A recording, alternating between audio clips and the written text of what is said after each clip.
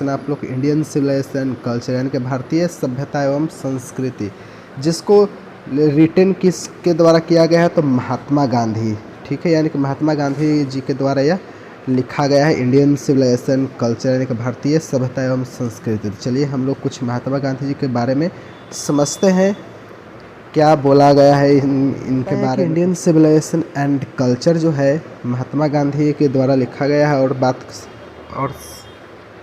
इसमें हम लोग सबसे पहले जानेंगे महात्मा गांधी जी के बारे में, ठीक है। तो चलिए थोड़ा सा हम लोग इनके जीवनी के बारे में समझते हैं। सबसे पहले यहाँ पे बोला गया है कि Mohandas Karamchand Gandhi ji was born in 1869 and died 1948। यानी कि यहाँ पे बोला है कि मोहनदास करमचंद गांधी जी का बचपन का नाम है, यानी कि पूरा नाम इनका मोहनदास करमचंद गांधी, और जिनका जन्म कब हुआ था 1869 ईस्वी में जन्म हुआ था और 1948 ईस्वी में क्या हुआ था, ये मर गए थे। आगे आपको बताते चले, पॉपुलरली नोन एज बापू, यानी कि पॉपुलरली नोन एज बापू, इनको हम लोग किस नाम से जाने जाते हैं तो बापू के नाम से भी जाने थे, और the father of the nation, और इनको हम लोग किस नाम से जाने जाते हैं तो राष्ट्रपिता के नाम से भी जाने जाते हैं। एक minute,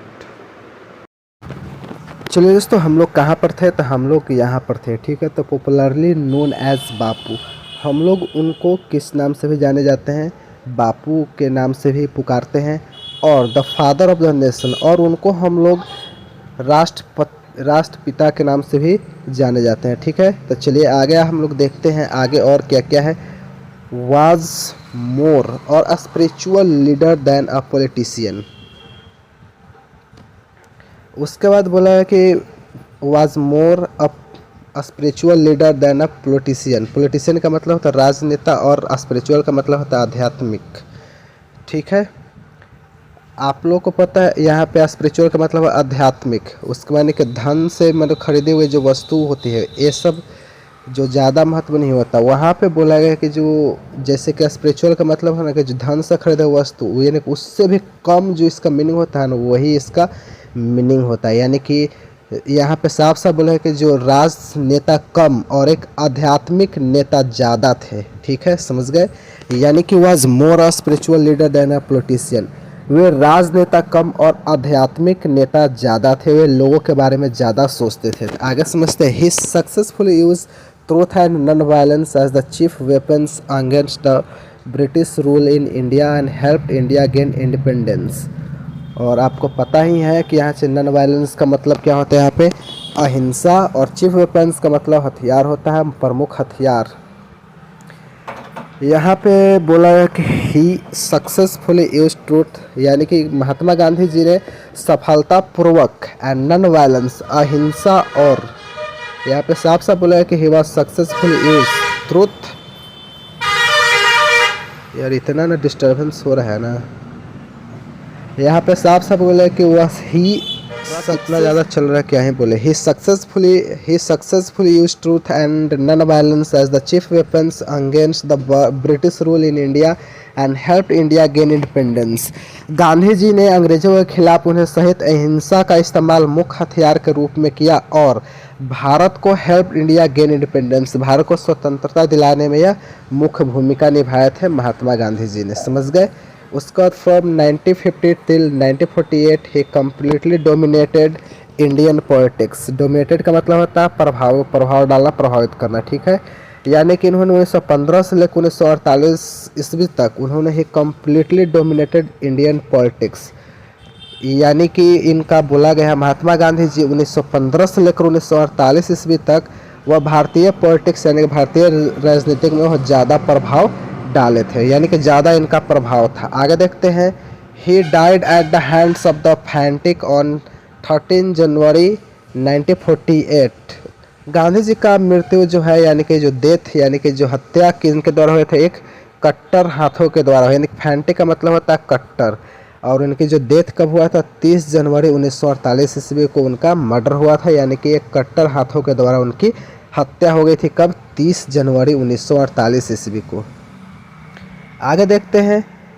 his autobiography my experiment with truth and numerous articles that he wrote for young India and the speeches that he delivered on different occasions।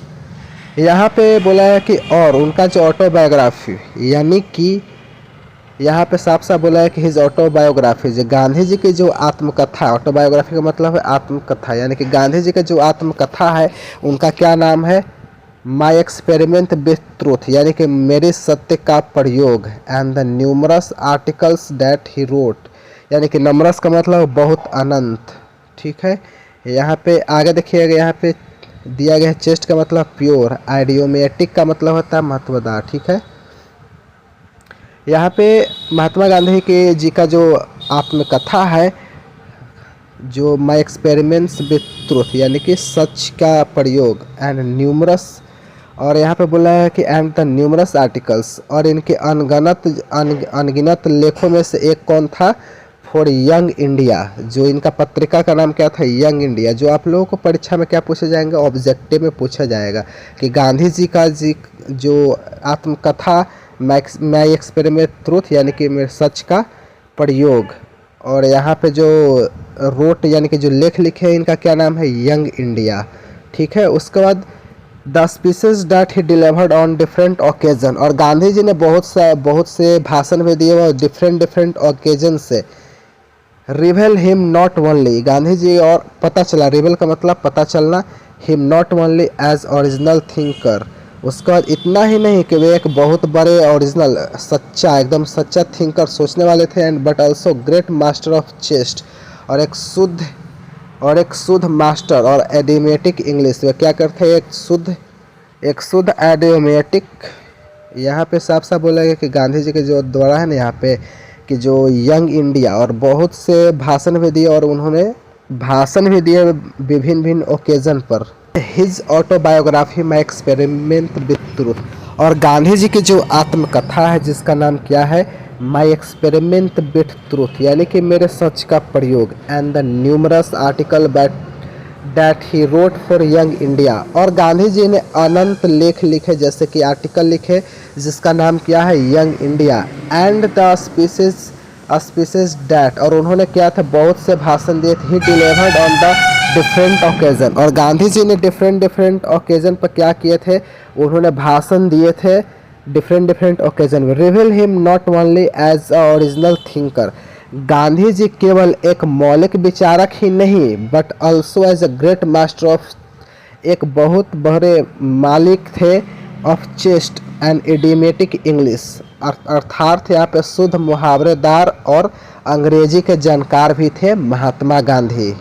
ठीक है, यहाँ पे इसका जो आशय स्पष्ट करते हैं, तो यहाँ पे कि इनका जो महात्मा गांधी जी का जो अपना आत्मकथा था वो क्या था, माई एक्सपेरिमेंट विथ ट्रूथ, और इन्होंने अनंत लेख भी लिखे, न्यूमरस आर्टिकल्स लिखे, जैसे कि यंग इंडिया एंड स्पीचेज, उन्होंने बहुत से भाषण भी दिए, और डिफरेंट ओकेजन पर उन्होंने भाषण भी। Reveal him not only as original, वे क्या थे, एक मौलिक विचार वालक ही नहीं but also a great master, और वे क्या थे, एक मौलिक थिंकर ही नहीं थे, वे एक बहुत बड़े शुद्ध और मुहावरेदार और इंग्लिश के जानकार भी थे। आगे देखते हैं, in the flowing extract Indian civilisation and culture, Gandhi ji talks about the sound foundation of Indian civilisation and culture has successfully withstood the passage of time. यहाँ पे एक्सट्रैक्ट का मतलब होता है कि अंश होता है। ठीक है, यहाँ पे बोल रहे हैं कि इन द फ्लोइंग एक्सट्रैक्ट, ए आप जो फ्लोइंग ये कि निम्नलिखित आप लोग विचार पढ़ने जा रहे हैं जो इंडियन सिविलाइजेशन एंड कल्चर। ठीक है, यहाँ पे समझिएगा, यहाँ पे इन द फ्लोइंग एक्सट्रैक्ट का मतलब होता है कि एक्सट्रैक्ट का मतलब अंश होता है। यहाँ पे बोला कि इन द फ्लोइंग एक्सट्रैक्ट, ये जो निम्नलिखित आप लोग अंश पढ़ने जा रहे हैं इंडियन सिविलाइजेशन कल्चर, यानी कि भारतीय सभ्यता एवं संस्कृति, Gandhi ji talks about the sound foundation. Sound foundation का मतलब मजबूत नींव, यानी कि गांधी जी बात करते हैं कि the sound foundation of Indian civilisation, भारतीय सभ्यता की मजबूत नींव की बात करते हैं Mahatma Gandhi ji, which has successfully withstood the passage of time, जिसने सफलतापूर्वक बदलते हुए समय के सामना किया है, अर्थात वह मजबूत है जिसलिए इन्होंने क्या किया है, जिसने समय के झोंकों को, समय के मार को सहा है, जो महात्मा गांधी इस बात को कहते हैं। आगे समझते हैं यहाँ पे, the western civilisation which has the tendency to privilege materiality can not match the Indian civilisation that elevates the moral thing. आप लोग याद रखिएगा, इस पूरे चैप्टर में आप लोगों को हर जगह बात हुआ इंडियन सिविलाइजेशन की और वेस्टर्न सिविलाइजेशन की। इंडियन सिविलाइजेशन को एंशिएंट सिविलाइजेशन भी कहा गया है, यानी कि प्राचीन सभ्यता भी कहा गया है, और भारतीय सभ्यता भी कहा गया है। और वेस्टर्न सिविलाइजेशन को यूरोपियन सिविलाइजेशन भी कहा गया है, या पश्चिमी सभ्यता वो बोल सकते हैं, या तो हम लोग यूरोपियन सभ्यता को बोला जाता है। इन दोनों सभ्यताओं को इसमें तुलना किया गया है, यानी कि तौला गया है या तुलना किया है, कंपेयर किया गया है, ठीक है। और महात्मा गांधी ने यह बताने की कोशिश किया गया है इस कहानी में कि हम भारतीयों के लिए क्या अच्छा है, क्या अच्छा नहीं है। गांधी जी यहाँ पे बोलते हैं कि गांधी जी कि हमारे जो इंडियन सभ्यता है उसका मजबूत नींव की बात करते हैं, और बदलते हुए समय के झोंकों को सहा, समय के मार को सहा यहाँ पे, ठीक है। The western civilisation which has the tendency to privilege, Mahatma Gandhi ji बोलते हैं कि जो पश्चिमी सभ्यता है उसका एक उसका अलग ही प्रिविलेज है, उसका अलग ही मेटेरियलिटी है। Can not which the Indian civilization the elevates the moral being. जहाँ पे जो वेस्टर्न सिविलाइजेशन है ना, वहाँ पे क्या करता है, सबसे ज़्यादा पैसों की तरजीह ज़्यादा होती है, यानी कि पैसों को ज़्यादा वैल्यू दिया है, तो उसको वेस्टर्न सिविलाइजेशन में रखा गया है, ना कि। और इंडियन सिविलाइजेशन में क्या होता है, यहाँ पे आप लोग इमोशन, थॉट्स, ये सब का वैल्यू ज़्यादा होता है। लेकिन पश्चिमी सभ्यता में और पश्चिमी सभ्यता की जो प्रवृत्ति होता है, वहाँ पे क्या होता है, भौतिकवाद की ज़्यादा प्रवृत्ति होता है, ठीक है। वहाँ पे ज़्यादा पैसों की वैल्यू होता है, ठीक है। तो यहाँ पे साफ साफ बोला है कि can not match the Indian civilisation that elevates the moral being. जो वेस्टर्न सिविलाइजेशन जो है ना दोस्तों, तो वह वेस्टर्न सिविलाइजेशन जो है, जो इंडियन सिविलाइजेशन से मैच बिल्कुल भी नहीं करते हैं, यानी कि elevates the moral being.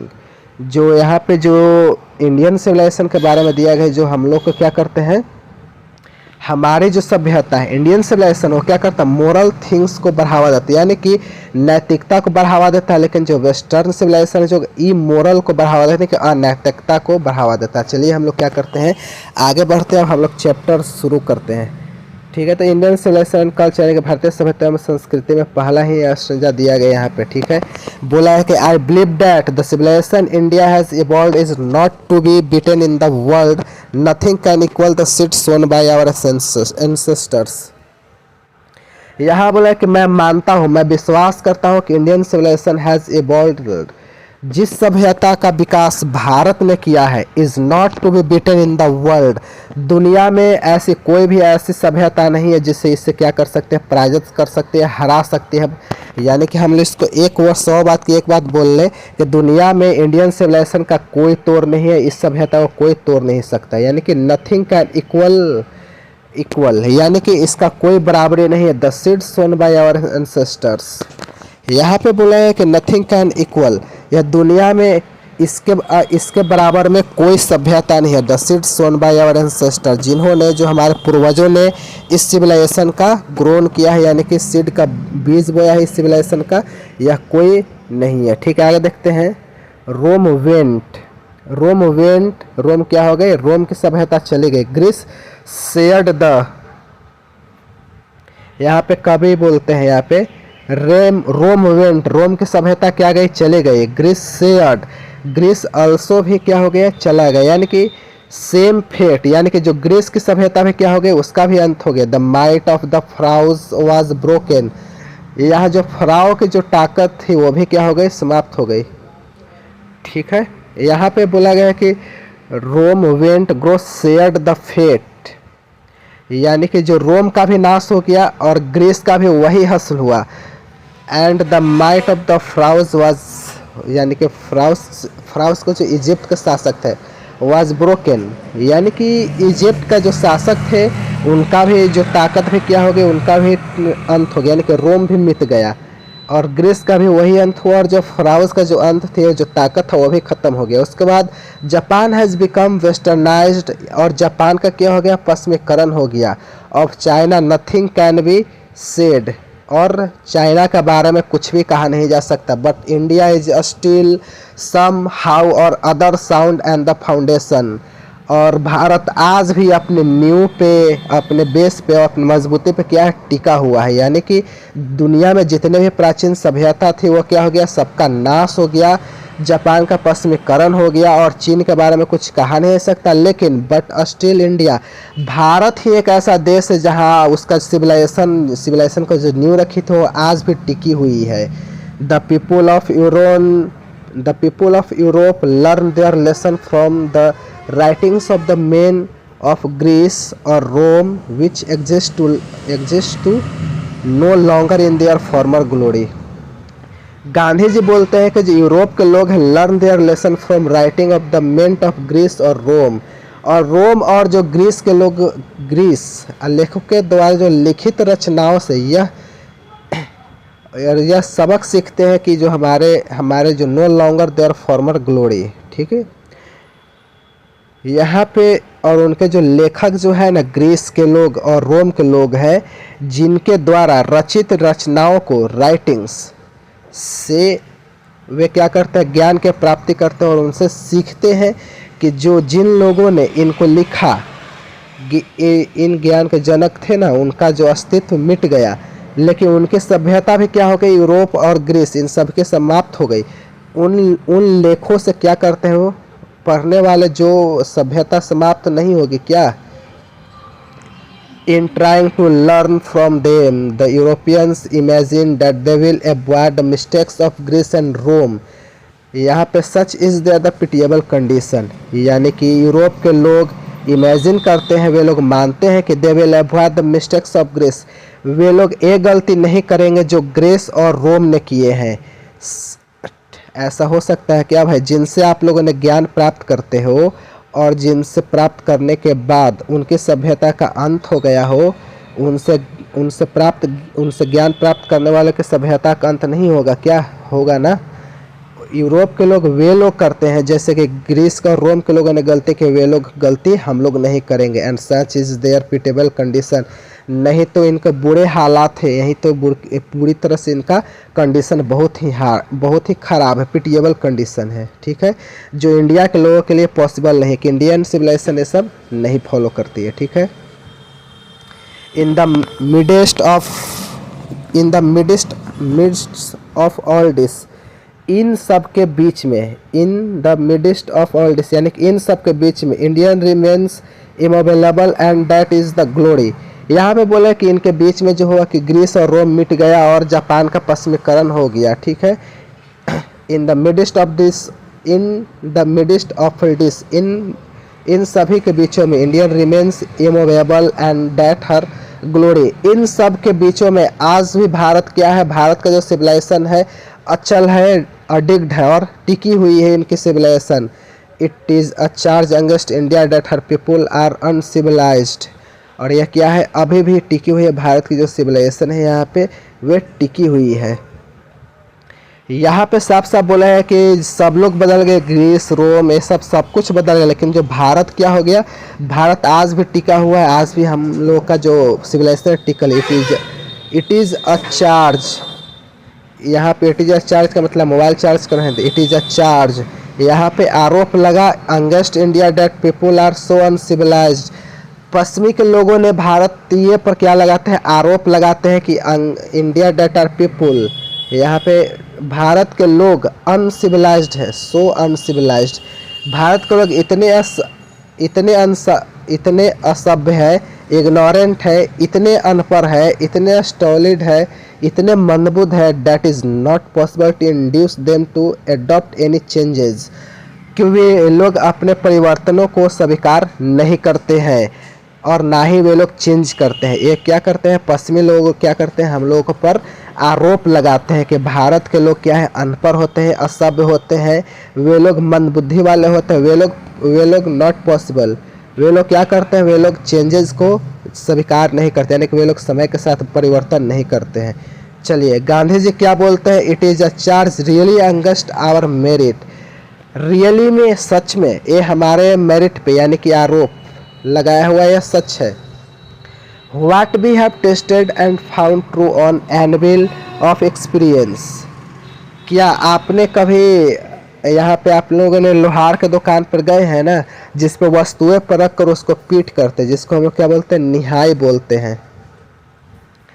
What we have tested and found, जिसने हम लोगों ने जांचा है, जिसने हम लोगों को उसको परखा है, and found true, जांच परखने के बाद जिसको हम लोगों ने ट्रू, जिसको हम लोग सही पाया, on the anvil of experience, जिस चीज़ को हम लोग अनुभव के निहाई पर हम लोगों ने जांचा है, परखा है, और जांचने और परखने के बाद भी यह सही पाया है, तो बी डेयर नॉट चेंज, हम लोगों को जिसको बदलने में हम लोग के साहस नहीं है। पश्चिमी के लोग कहते हैं कि भारत के लोग अपने आप को बदलते नहीं है, वे परिवर्तन को स्वीकार नहीं करते हैं। और गांधी जी कहते हैं कि हम लोगों ने अनुभव के निहाय पर जिस चीज़ को हम लोगों ने परखा है, तौला है, जांचा है, तो उस जांचने के बाद हम लोगों ने सही पाया है, तो बी डेयर नॉट चेंज, तो हम लोगों को उसको बदलने की ज़रूरत या बदलने की हिम्मत नहीं है।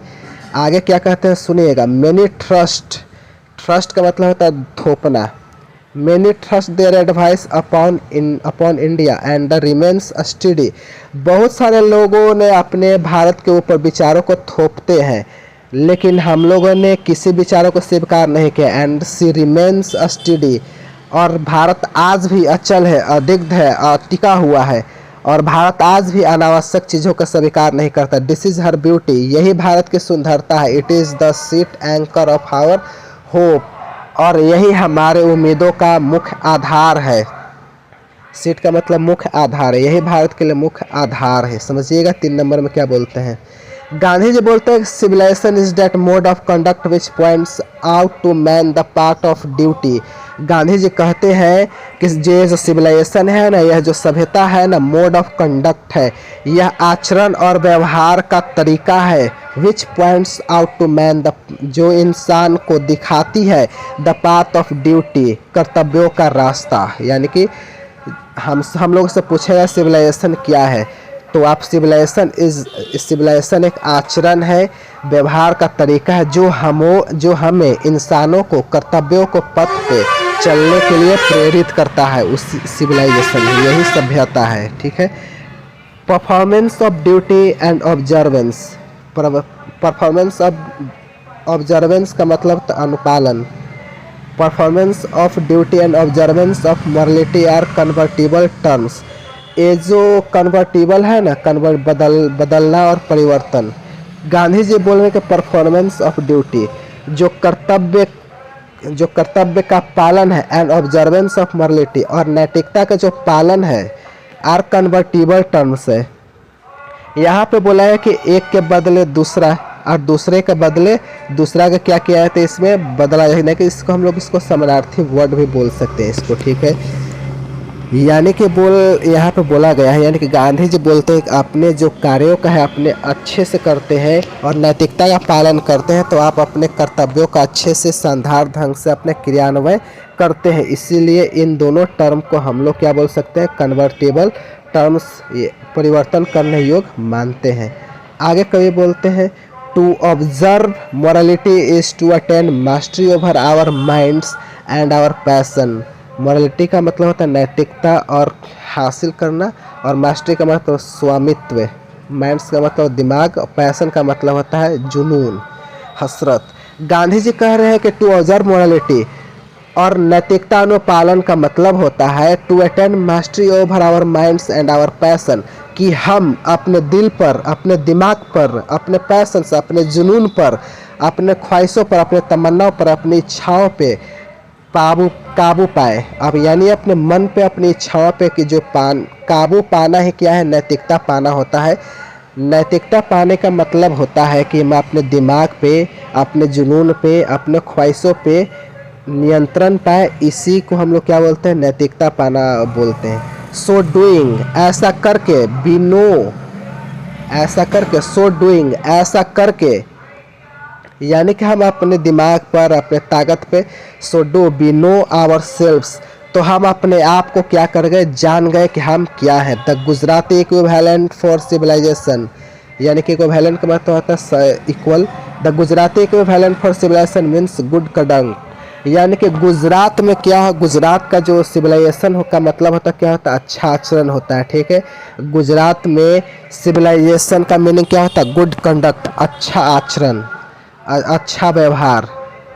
अगला बोलते हैं 4 नंबर में Mahatma Gandhi. If this definition का मतलब होता है परिभाषा, परिभाषा। If this definition be correct then India as so many writers have shown has been to learn from anybody else and this is it be should be।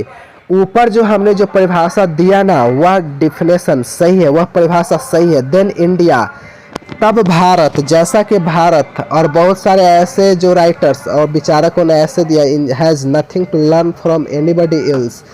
Bharat को किसी भी व्यक्ति से, किसी भी दुनिया से, किसी विदेश से, किसी भी लोगों से किसी भी चीज़ की सीखने की ज़रूरत नहीं। And this is as it should be. Bharat जैसा है, भारत जैसा है, भारत वैसा ही रहेगा, वैसा ही चाहिए, इसे बदलने की ज़रूरत नहीं है, ये गांधी जी बोलते हैं। 5वां नंबर देखते हैं। We notice that the mind is restless bird. ये बहुत ही अच्छी बात गांधी जी बोलते हैं, गौर कीजिएगा इस पर। बी नोटिस, गांधी जी कहते हैं that the mind is a restless bird. Gandhi ji बोलते हैं कि यह जो हमारा मन है ना, यह रेस्टलेस बर्ड है, एक चंचल पक्षी है जो हमेशा क्या करता है, हमेशा उड़ता रहता है। और यह जो पक्षी है जितना उड़ेगा ना, यह उतने मुसीबतों में डालेगा। The more it gets the more it wants. और जो हमारा जो मन है ना, यह बेचैन पक्षी है एकदम, जितना ज़्यादा मिलेगा उतना ही क्या, यानी कि इसको जितना ही ज़्यादा मिलता है ना, वह उतना ही ज़्यादा और पाना चाहता है। And still remains unsatisfied. और इसके बावजूद भी वह क्या करता है, असंतुष्ट ही रहता है। तो दोस्तों, आप अगर आप लोग अपनी इच्छा पूर्ति में लग जाओ ना, तो ये इच्छा पूर्ति करते रह जाओगे, लेकिन यह पूरा जो नहीं होगा और आपका मृत्यु हो जाएगी। लेकिन यह जो इच्छा जो है पूरी नहीं होगी। It's the more, Gandhi ji कहते हैं, समझिएगा, the more we include in our passions. और जितना भी हम अपने ख्वाहिशों में संलिप्त होंगे, द मोर अनब्रिल्ड दे बिकम। और जितना हम लोग अपने पैशंस में, जितने ख्वाहिशों में विलीन होंगे, और उतना ही हमारा जो अनब्रिल्ड हो, यानी कि हम लोग का जो इच्छा है वो उतना ही क्या रहेगा, अनियंत्रित होगा। ठीक है, आप लोग समझिएगा, जिस प्रकार से हम लोग आग में घी डालेंगे तो वह उस आग को हम लोग बुझा नहीं सकते, उसी प्रकार हम लोग क्या कर सकते हैं, अपनी इच्छाओं को पूरा नहीं कर सकते हैं। अपनी इच्छाओं को पूरा करने बैठेंगे तो मृत्यु हो जाएगी, लेकिन जो इच्छा है वह मरेगा नहीं। और जो हमारी इच्छा है ना, उसको हम लोग क्या कर सकते हैं, उसको एक पिंजरा में कैद कर सकते हैं, तभी वो हो सकता है। Our ancestors therefore set a limit to our indulgence. और इसलिए हमारे जो पूर्वज तो है ना, इसलिए हमारे दादा, छरदादा, परदादा थे, देयरफॉर उन लोगों ने जो हमारे संलिप्तताओं में, यानी कि उन्होंने क्या एक रेखा खींचे थे, समझिएगा। देयरफॉर हैप्पीनेस वाज, यहाँ पे कवि बोलते हैं, दे सा that happiness was largely a mortar condition. यहाँ पे गांधी जी बोलते हैं, यानी कि जो हमारे पूर्वजों थे, पूर्वजों ने एक लिमिट, एक रेखा खींच देते थे, जो हमारे यहाँ पे था, समझिएगा थोड़ा सा। यहाँ पे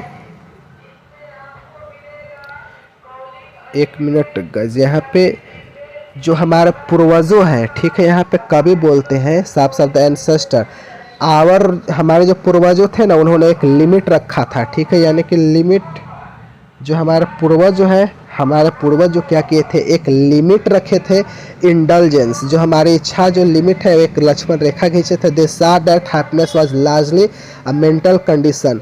उसको जितने प्रकार के हम लोग क्या करेंगे, हैप्पीनेस, जितने ज़्यादा खुशी होगी, और लार्जली अ मेंटल कंडीशन, और उसकी जो स्थिति होती है, मानसिकता होती है, वह क्या रहता है, वह पूरा नहीं किया जा सकता है। ठीक है, इसलिए यहाँ पे गांधी जी बोलते हैं, जो हमारा मन है ना, यह क्या होता है, एकदम चंचल पक्षी होता है, इसको बुद्धि रूपी पिंजरे में क्या करना होता है, कैद करना होता है, तभी यह क्या हो सकते हैं, हैप्पी हो सकते हैं और खुश रह सकते हैं। आगे कभी बोलते हैं कि our ancestors therefore set a limit of indulgence. इसलिए जो हमारे पूर्वज थे ना, और जो हमारे दादा परदादा थे ना, एक लोग एक लिमिट, संलिप्तताओं की एक सीमा रेखा खींच दिए थे, एक लक्ष्मण रेखा खींच दी थी। क्यों खींची थी, समझिएगा। दे सा that happiness was largely a mental condition, क्योंकि उन्हें पता था कि धन से खुशी का कोई वास्ता नहीं होता है। भौतिक अवस्था से खुशी का कोई अवस्था नहीं होता। That happiness was largely mental condition. यह जो खुशी है ना एक मानसिक स्थिति है, इसका कोई धन से कोई मतलब नहीं है, इसका फिजिकल पोजीशन से कोई मतलब नहीं, यह मानसिक स्थिति है। एक गांधी जी कहते हैं। 6 नंबर देखिएगा, a man is not necessarily happy because he is rich or unhappy because he is poor. Gandhi ji बोलते हैं कि यह जरूरी नहीं है, कि आवश्यक नहीं है कि एक व्यक्ति खुश है क्योंकि वह अमीर है, और unhappy because he is poor. जो व्यक्ति नाखुश है, यह जरूरी नहीं है कि जो व्यक्ति, गांधी जी कहते हैं कि यह जरूरी नहीं है कि जो खुश है वह व्यक्ति अमीर है, और जो व्यक्ति जो उदास है वह गरीब है, यह जरूरी नहीं है। The rich are often seen to be unhappy. और ऐसा देखा गया है कि जो अमीर है ना वह हमेशा दुखी होता है। The poor to be happy. और यह देखा गया है कि जो अमीर जो है वह दुखी है, और जो गरीब जो है खुश है। आगे इसका मतलब ये हुआ कि खुशी का धन से कोई मतलब, कोई लेना देना नहीं है। आगे कभी बोलते हैं millions will always remain poor. और लाखों लोग गरीब हैं, यहाँ पे millions will always remains poor. लाखों लोग गरीब थे और लाखों लोग गरीब थे, रहेंगे। ऑब्जर्विंग ऑल दिस, रहेंगे। ऑब्जर्विंग ऑल दिस, और इस चीज़ को आवर एंसेस्टर डिसवेडेड, और हमारे पूर्वजों ने इस dissuaded us from luxuries and pleasures. इसलिए हमारे पूर्वजों ने हम लोगों को डिसवेडेड यानी कि मना किया था, ये भारत के लोग, तुम लोग लग्जरी और प्लेजर्स, तुम लोग भोग विलास और आनंद प्रदान करने वाले वस्तुओं से क्या रहे, दूर रहे। इसीलिए हमारे पूर्वजों ने डिसवेडेड किया था, मना किया था, इन वस्तुओं से क्या करें, दूर रखें, क्योंकि इन सब चीज़ों से आप लोग को असली खुशी नहीं मिलने वाली है। We have managed with the same kind of plough. Plough का मतलब होता है हल होता है, यानी कि we have manage with the same kind of plough as extended thousand of years ago. Gandhi जी कह रहे हैं हजारों साल पहले जो हल जो था ना, हम लोग उसी हल से आज भी क्या करते हैं, खेती करते हैं। We have retained the same kind of cottage. Cottage का मतलब फूस का घर। Cottage that we had in former times in our indigenous स्वदेशी education remains the same as before. हजारों साल पहले जिस हल से हमारे पूर्वजों ने खेती की थी, उसी हल से हम लोग भी खेती करते हैं। जिस कॉटेज में वे लोग रहते थे, यानी कि जिस फूस के घर में हम लोग रहते थे वो लोग वही कॉटेज में हम लोग भी रहते हैं। We have former times as our indigenous स्वदेशी। और हम लोगों ने कोई परिवर्तन नहीं किया, वही एजुकेशन, वही शिक्षा हम लोग भी करते हैं। We have had no system of life corroding competition. और यह जो लाइफ क्रोडिंग का मतलब होता है यहाँ पे धीरे धीरे जान लेने वाले कंपटीशन, यानी कि जिस काल की बात हो रही है उस काल में भी ऐसी कंपटीशन नहीं थी, यानी कि वैसी कंपटीशन नहीं थी, ऐसी प्रतियोगिता नहीं थी कि लोगों की जान चली जाए, इस प्रकार की व्यवस्था नहीं थी। तो क्या थी सुनिए, each followed his own occupation or trade and charge regular wage. और यानी कि वे लोग क्या करते, वे लोग अपना पेशा करते थे, अपने अपने पेशा, ऑक्यूपेशन मतलब पेशा, वे लोग अपने पेशा, ट्रेड अपने व्यापार में लगे रहते थे। एंड चार्ज रेगुलर वेज, और वे लोग क्या करते, अपने अपने पैसे में लगे रहते थे, वे लोग अपने अपने व्यापार में लगे रहते, और वे लोग अपने काम के बदले एक निश्चित और नियमित मजदूरी भी लेते थे। ठीक है, हजाम अपने काम में, लोहार अपने काम में, और धोबी अपने काम में लगे रहते, और ब्राह्मण अपने काम में, और जो सब लोग जो अपने अपने काम करने थे, और उसका जो काम करने के बाद एक नियमित जो परिश्रम होता है उसका मजदूरी लेते थे। It was not that we did not know how to invent machinery.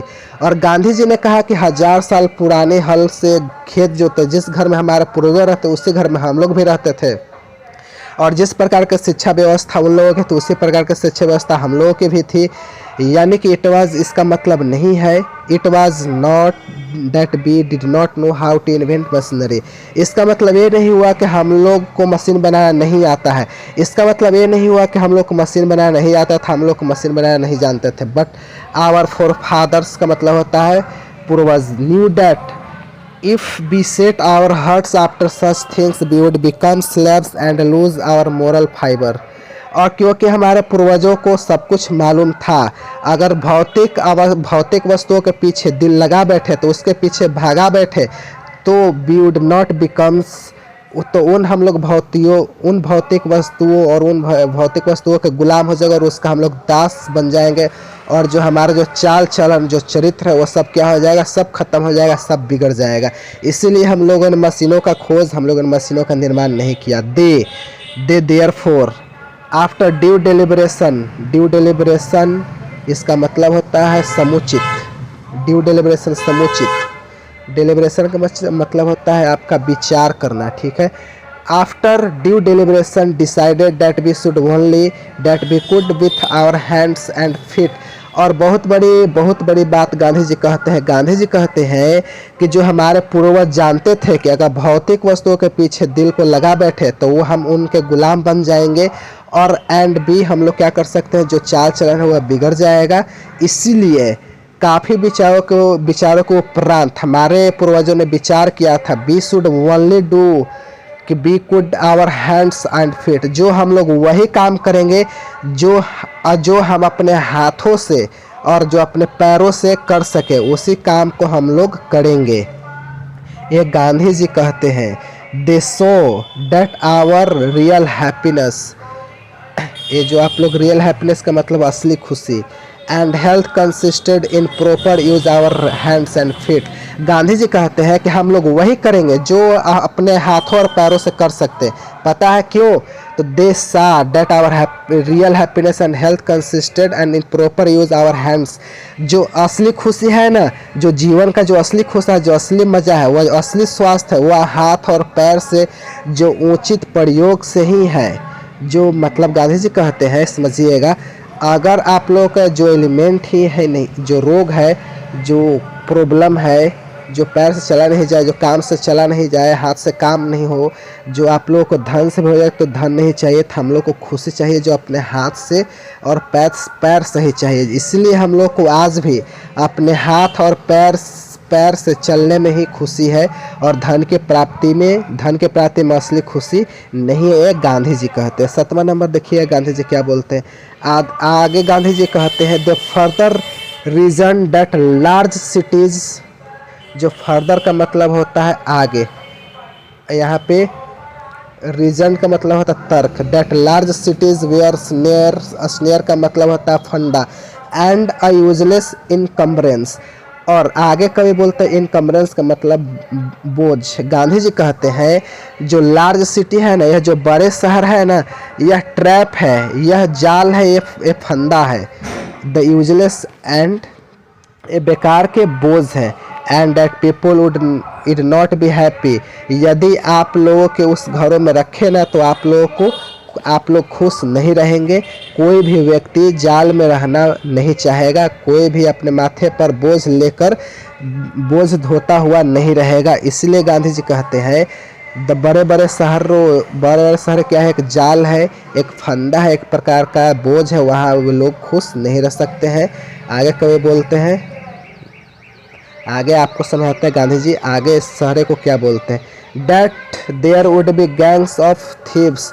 और क्योंकि शहरों में बहुत ज़्यादा गैंग्स, चोर डकैतों क्या है, बहुत ज़्यादा दल और गैंग रहते हैं, वे क्या करते हैं, लोगों को जाल में फंसा लेते हैं और क्या करते हैं, आगे गांधी जी क्या बोलते हैं, रॉबर्स, प्रोस्टिट्यूशन।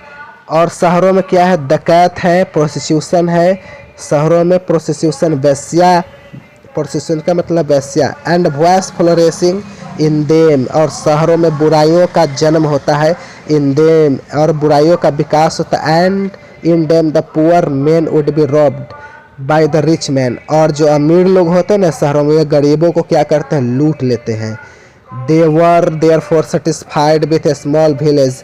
इसलिए जो हमारे पूर्वज थे ना, वे लोग क्या करते थे, गाँव में ही क्या करते थे, संतुष्ट है। क्योंकि जो शहर है ना, वहाँ पे चोरों और डकैतों का अड्डा, वहाँ पे वैश्यावृत्ति का अड्डा है, वहाँ बुराइयों का अड्डा है। एक बार वहाँ पे चल गए तो आप लोग वैश्याओं के जाल में फंस जाएंगे, चोरों के फंदों में फंस जाएंगे, चोरों डकैतों के उलझन में फंस जाएंगे और आपका जीवन बर्बाद हो जाएगा। और बच भी गए तो आपके पास कुछ नहीं बचेगा। वहाँ के अमीर लोग क्या कर लेंगे, लूट लेंगे। यही कारण था कि जो पूर्वज था हमारे गाँव में ही रहकर खुश रहते थे और संतुष्ट रहते थे, और इसीलिए हम लोग को गाँव को कंट्री साइड भी बोला जाता है।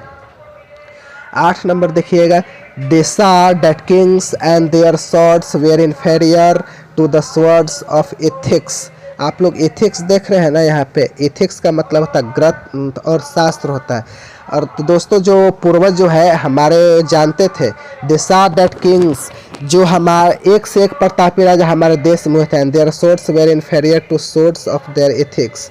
यहाँ पे कवि बोलते हैं, जो गांधी जी बोलते हैं कि जो हमारे ग्रंथों के तलवार के आगे और हमारे देश में राजाओं के आगे क्या थे, ये सब कमज़ोर थे। And therefore he held the sovereigns का मतलब होता है राजा रानी of the earth to the inferior to the rishis.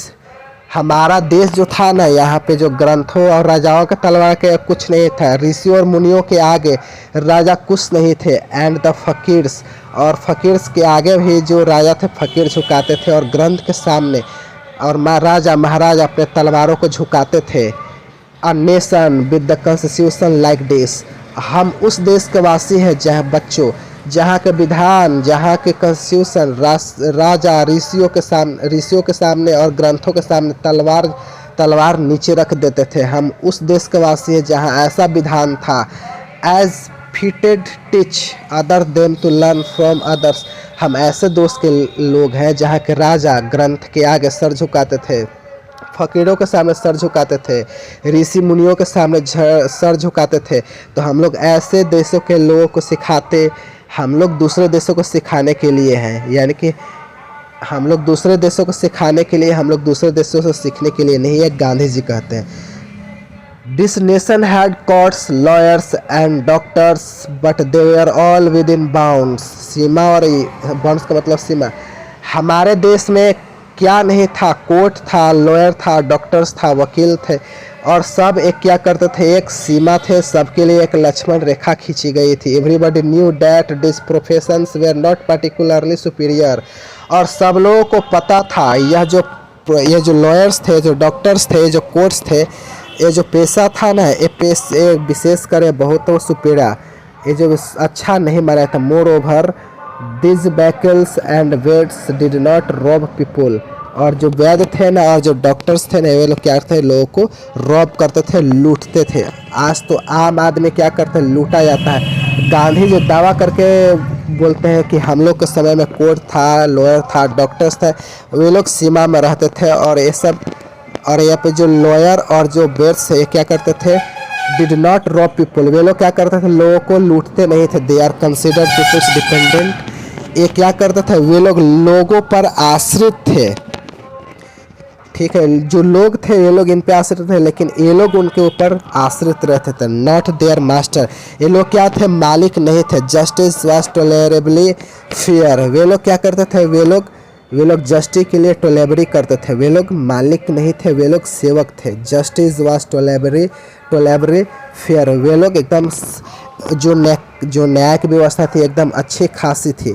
The ordinary rule was to avoid courts, और जो है सामान्य नियम यह था कि कोर्ट कचहरी जाना नहीं चाहते थे। देयर वेयर नो टॉट्स, यानी कि जो अधिकतर जो मामले थे गांव के लोग हैं सुलझा देते थे। There were around were not touts, और जो गांव जो है यानी कि इसका जो दलाल, और गांधी जी बोलते हैं कि उस समय कोई भी दलाल नहीं हुए थे, कोई भी चमचे नहीं होते थे, कोई भी लोरे नहीं थे, यानी कि कोई भी लोगों को फुसलाने, कोई भी व्यक्ति को फुसलाया नहीं जाता था, कोई भी कोर्ट कचहरी पहुंचाना पड़ता था। ठीक है, यानी कोई भी लोग, पहले के लोग कोर्ट नहीं जाना चाहता, स्थानीय में ही लोग क्या करता अपने समस्याओं का सुलझा लेते थे।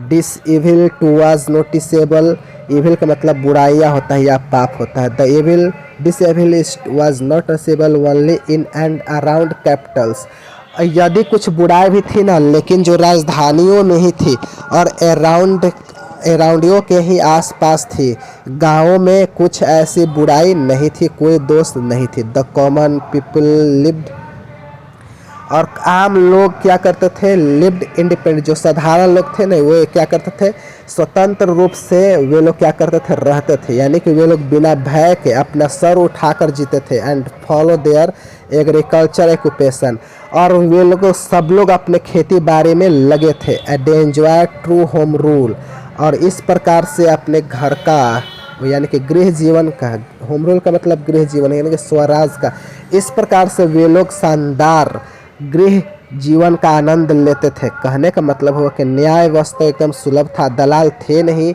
लोगों को कोर्ट लेकर जाए, अपने समस्याओं का स्थानीय लोगों को ही क्या कर लेते, सुलझा लेते थे। सब लोग अपने अपने कामों में लगे रहते थे, अपने कामों के बदले एक नियमित मजदूरी लेते थे, और लूटने में विश्वास नहीं रहता था, सेवा करने में विश्वास रखते थे लोग। इस प्रकार से लोग एक शानदार अब घरेलू जीवन का आनंद लेते हैं, स्वराज का आनंद लेते थे।